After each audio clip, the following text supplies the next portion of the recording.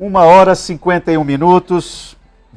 O assunto aqui é mobilidade urbana, o assunto aqui é cidadania, o assunto aqui é ampliação dos espaços públicos para pedestres e ciclistas. Como é que a gente faz essa transição? Que movimento é esse que nós precisamos construir para, digamos, que o cidadão volte a ter espaço na cena pública, né? Um pouco isso. A bicicleta é um dos instrumentos que a gente está colocando aqui. O professor Farias, eu vou repetir, Tássio, a pergunta dele. Pergunte para os entrevistados, e aí a Aline também, se quiser intervir, por favor, como pressionar nossos governantes a investir no ciclismo numa cidade que as ruas estão esburacadas, sem calçadas e poucas ciclovias.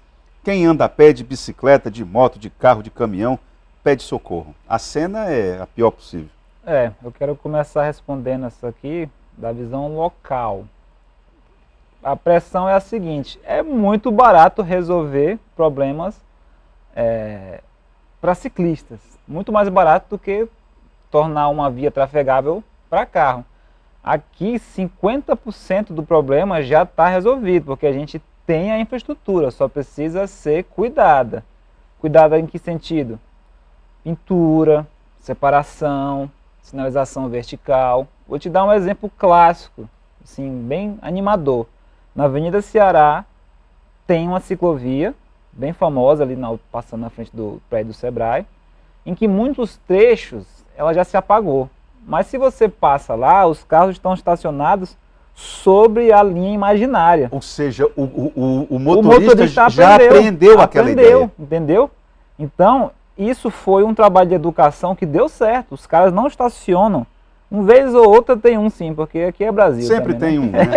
Sempre tem Mas a imensa maioria estaciona sobre a linha imaginária, porque está na lembrança ainda de que existe ali a ciclovia. Isso é muito significativo demais, mesmo. Demais mesmo. Olha, outro ponto, ali em frente à Defensoria Pública, aqui na Antônio da Rocha Viana, também é outro ponto que desse jeito. Também, mas ali a ciclovia está um pouquinho menos apagada, mas também há o respeito, a maioria respeita. Sim. Um ou outro que não. A pressão que eu tenho a dizer é que é barato, entendeu? Arrumar é barato. Agora, você... O que eu ia comentar é que, assim, tem várias formas de a gente convencer um gestor público a investir na bicicleta. Ser barato é uma delas. Mas a gente também pode falar que, nem vou entrar na área que é sustentável, que é saudável, que é um meio de transporte que torna a cidade mais humana e segura. Vou falar que ela desenvolve a economia local. De que forma? De que forma? São Paulo, quando começou o processo, por exemplo, de construir as ciclovias, teve muita resistência de comerciante, de motoristas. E hoje, as vias que tem ciclovia e ciclofaixa em São Paulo, que ainda é muito pouco comparado com o tamanho da cidade e da população, você consegue notar e fazer pesquisas qualitativas de que melhorou a vitalidade urbana, melhorou o comércio local. Você incluiu mais uma ferramenta de economia, por exemplo, com os cicloentregadores. O ciclo entregador, enfim, tem um debate imenso de qualidade de vida deles, mas o fato é que se tornou uma forma de renda para as pessoas. Então a bicicleta, ela é sim uma forma de você trazer mais renda. Tem o cicloturismo. A cidade de Rio Branco é um potencial imenso de cicloturismo, de turismo. Nós não acreditamos nisso. Que isso? O Acreano não acredita nisso. O trabalho de conscientização também é grande. Aí a estrada que a gente tem para percorrer nisso. Dos potenciais que a gente tem aqui, que são infinitos, mas por conta da falta de percepção da população mesmo, assim. Por exemplo, teve já profissionais de turismo, assim, gabaritados, pessoas experimentadas, viajadas, que falavam assim, Itaã, tem situações de turismo aqui no Acre que vocês não acreditam que tem alemão que paga caro para vir assistir a um culto, pegar numa preguiça que está passando ali, cruzando o nosso caminho, e para vocês isso virou paisagem, a gente nem associar isso ao ciclismo é tudo de bom, né, Tássio? Demais. Sim. Eu sou ciclista de coração, mas o meu trabalho eu sou guia de turismo, né? E eu canso de ser abordado por exemplo, taxistas e margaridas ali pelo centro da cidade perguntando o que eu estou fazendo com aquele povo. Aí quando eu digo que é turismo, eu falo, mas turismo? Tem o que fazer aqui? Nós não acreditamos. Você não acredita. Ô Tássio, eu queria que você, antes da gente ampliar o nosso debate, eu queria que você colocasse o nosso debate bem pé no chão. Nós falávamos aqui no intervalo que você, como ciclista, tem são dois medos que você tem, né? Você falou do caminhão boiadeiro e do caminhão de tora. Caminhão de tora. O que o caminhão de boiadeiro, qual é o aspecto mais relevante que você destacaria? Começando pelo caminhão de tora, ele faz medo não só para o ciclista, mas para o todo carro, mundo, para o né? caminhonete, até para outro caminhão. Porque a sensação que você tem é que aquele cabo vai arrebentar a qualquer momento e vai, né, espalhar madeira. Tora para todo lado. Tora para todo pau lado. torando. Exatamente. Então ele faz muito medo. E o boiadeiro, aqui a galera do Acre vai lembrar disso muito bem, o caminhão boiadeiro, aquela gaiola que carrega os bois, ela abre por trás e é acionada por cordas. E é comum que os motoristas deixem ela pendurada, assim, tipo 1 metro da altura da carroceria para o chão. E quando o caminhão se movimenta, aquela corda faz isso assim, ó. Aquilo ali para enganchar na roda, até de uma motocicleta, porque é um caminhão que a gente estava falando aqui, né? Para enganchar numa roda ali e sair arrastando a moto com tudo, ele só vai perceber quando ele parar o caminhão na próxima cidade. Entendeu? Nesse meio tempo ele já pode ter matado uns 3, 4. Nossa. E é uma medida muito simples de se arrumar, é só não deixar aquilo pendurado. Vou até pedir aqui encarecidamente para os caminhões boiadeiros, tira aquela corda lá da lateral, porque vai acabar matando gente. Pendura, né? Ela coloca para dentro. Só enrola para cima, enrola só não deixa pendurado lá, por favor, pelo amor de Deus. Otácio e Aline, tem aqui uma observação. Boa tarde, tá? Gostaria de dar minha opinião. O tema que vocês estão discutindo é muito saudável, porque os nossos governantes têm uma cabeça tão pequena, ela fala. Rio Branco não tem ciclovias. Eu queria que você rebatesse essa. Uau. Rio Branco não tem ciclovias, são ruas muito apertadas. Não tem planejamento, isso é muito triste. A Rosa do Benfica, e aí? Nós temos ciclovias, né? Diga assim, lá. A gente trabalha com várias outras capitais e eu compreendo que quem está aqui quer melhorias e tem que querer mesmo, né? Convido o secretário de Transporte, Cid Rodrigues, o prefeito, para pedalar. Cid Rodrigues, para pedalar, para viver a vida na rua, no asfalto, ver esses buracos, criar políticas também para quem anda a pé de bicicleta. Mas eu vou, assim, a gente está aqui há uma semana, são poucos dias. A nossa percepção é de que é uma das melhores cidades de longe para se usar a bicicleta no dia a dia. Tem problemas? Óbvio, né? Ninguém está dizendo que é perfeita. Comecei falando que precisa ampliar, melhorar a infraestrutura, a qualidade e manter. Mas é de longe uma das capitais que tem mais bicicleta na rua, que tem mais infraestrutura conectada e segura e é muito arborizada. Conectada. Eu vou pegar esse gancho, falando também de uma situação pessoal. Eu moro aqui no bairro Conquista, na Valdomiro Lopes. Eu vou para a UFAC, a Universidade Federal do Acre, e volto tudo por ciclofaixa. Uhum. Em alguns trechos, sim, elas estão apagadas, mas eu vou e volto, é tudo por ciclofaixa. Em alguns trechos, ciclovias. Quer dizer, essa conexão. Ainda existe um problema de engenharia, o Tássio não vai me deixar mentir, da ciclofaixa com as rotatórias. A rotatória é sempre uma dor de cabeça para o ciclista, né, Tássio? É o ponto de maior medo. É o ponto de maior medo porque por exemplo, na via Chico Mendes, dá até uma amenizada, porque tem a ciclovia ela segue pelo centro da rotatória. Então você vem a ciclovia central e você não precisa, por exemplo, sair da lateral para acessar a rotatória. Você corta ela pelo meio, né? Então já dá uma amenizada, você não tem que fazer o giro todo. Mas a imensa maioria das rotatórias o ciclista aqui tem que acessar junto com os carros e motos. Junto com os carros. E aí a bicicleta tem que estar em dia, o fôlego do ciclista tem que estar em dia. É uma situação... Mesmo para quem dirige rotatória é um problema. É um problema. Já é uma solução muito ultrapassada para a engenharia de trânsito. Rotatória não é uma solução adequada. Ah, é? Eu não sabia disso aí, olha aí. Justamente porque provoca esse tipo de confusão no trânsito. Então, você não tem faixa de pedestre. O pedestre é um precisa detalhe, não voar numa rotatória. Você coloca na cidade um resto de praça que não é acessível. Um resto de cidade que você não consegue... É um espaço morto, quase. É um espaço morto. Então, existem já outras ferramentas de lidar com esses movimentos que não é necessariamente criar uma rotatória que privilegie o automóvel.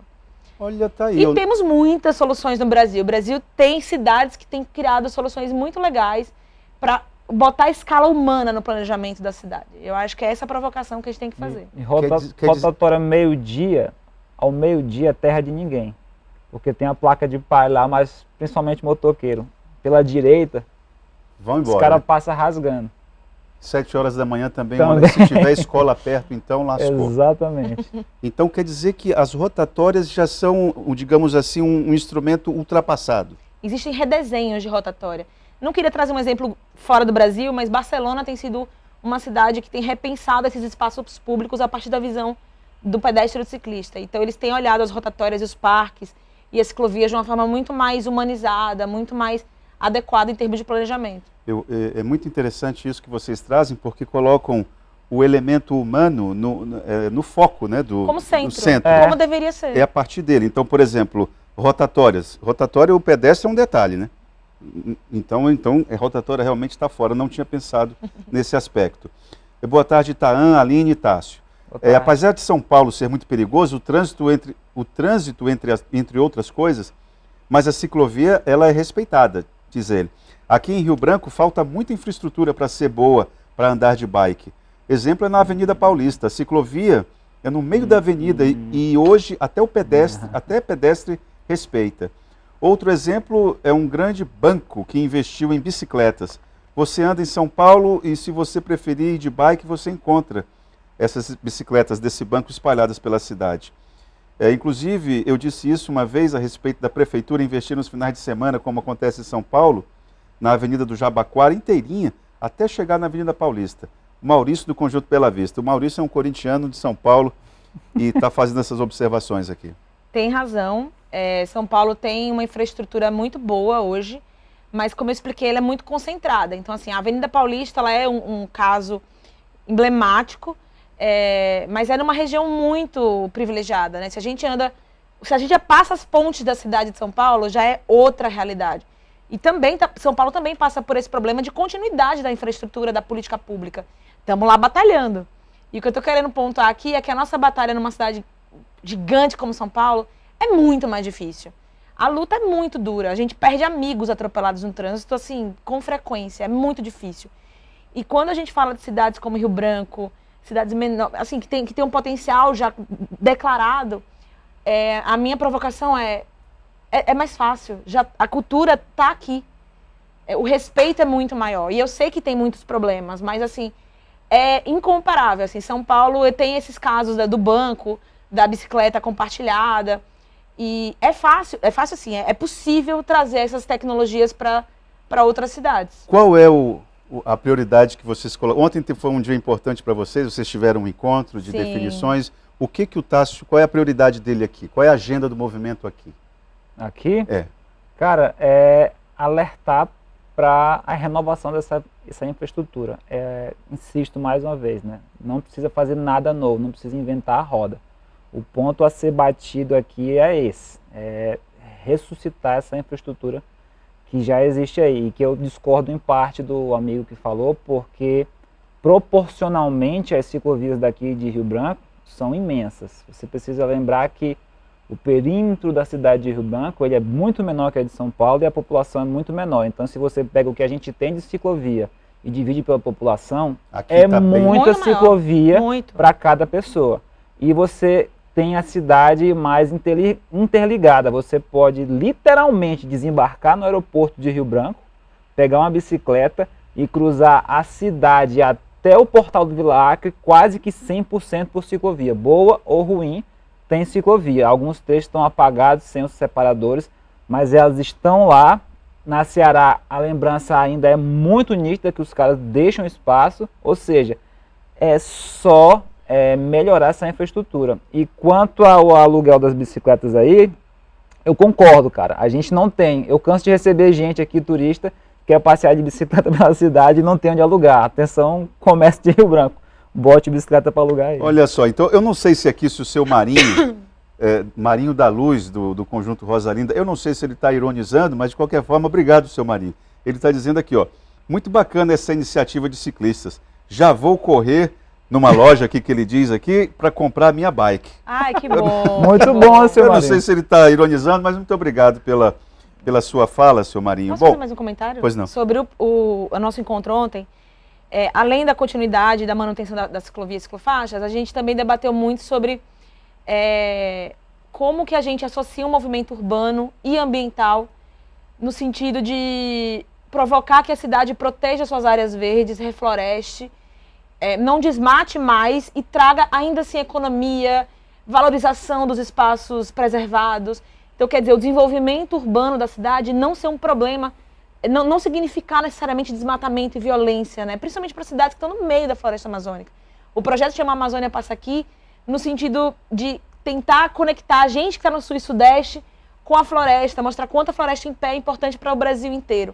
E a gente chega aqui e tem esse debate econômico, inclusive, de como que fortalece a economia da região, como agrega valor para a cidade de Rio Branco e para as cidades da região, sem que isso signifique desmatar, destruir. Não, você falou do calor, né, para pedalar. É quente, mas fica mais quente se você não tem área verde. É quente, mas em Moscou, na Rússia, é frio e tem quem pedale. Então, quem quiser encontrar desculpa, vai encontrar, né? Quem quiser procurar, vai encontrar. Árvore onde é frio, onde neva, vão falar, hoje não vou pedalar porque neva. Entendeu? Correto. Desculpa tem. Correto. Aqui o Lei Araújo está falando o seguinte: Rio Branco não consegue tampar os buracos. Vai fazer planejamento de ciclovia? Nosso maior problema são os nossos governantes, abrir mais a cabeça, pensam muito pequeno. Eu vou aproveitar essa deixa do Lei e falar a respeito dessa decisão do governo federal de estimular o uso de veículos privados, né? Porque na medida em que o governo estuda maneiras de abrir mão de receita para baratear o custo do automóvel, que ele coloca como uma expressão automóvel popular, né? Carro popular, isso não está velho, Aline? Seja sincera.